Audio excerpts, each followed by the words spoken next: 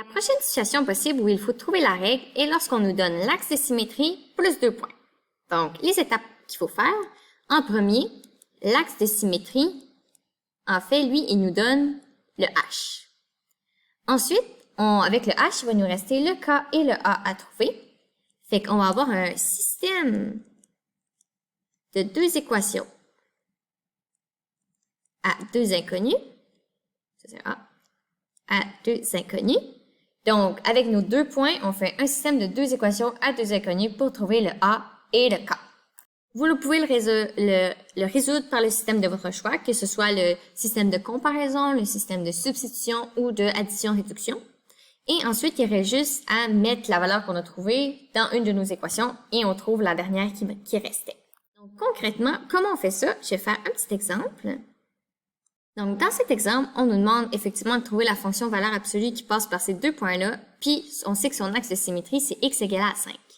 Donc, tout de suite, axe de symétrie, c'est h.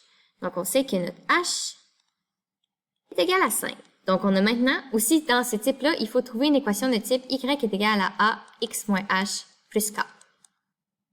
Donc, notre h, c'est 5. On peut le mettre tout de suite. Moins 5 plus k.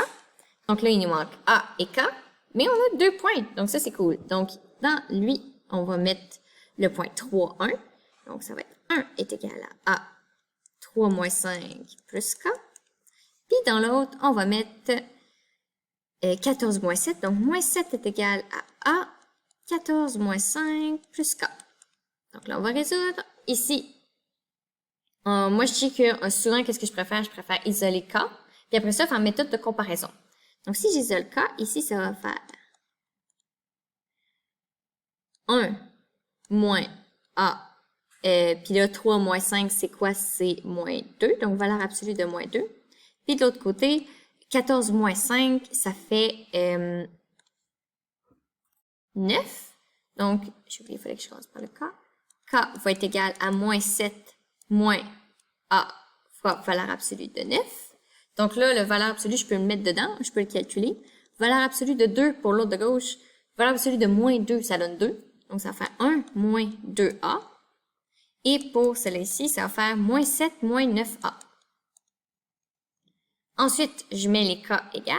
Donc, puisque k est égal à k, bien là, je vais avoir 1 moins 2a qui va être égal à moins 7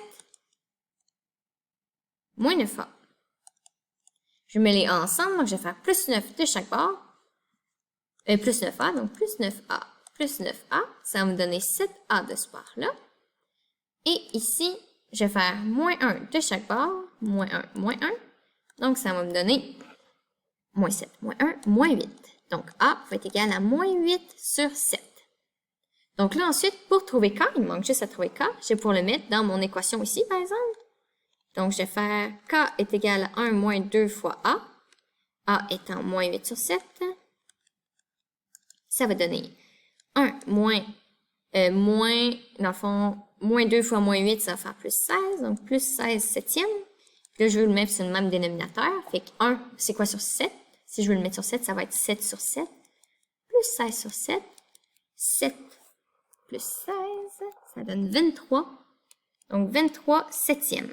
Donc là, j'ai mon A, j'ai mon K, puis j'ai mon H, fait qu'on sait que Y va être égal à moins 8 septièmes, X moins 5, plus 23 septièmes. Et voilà, donc c'est comme ça qu'on trouve la fonction l'équation d'une fonction valeur absolue quand on connaît l'axe de symétrie et par 2 points par lesquels elle passe.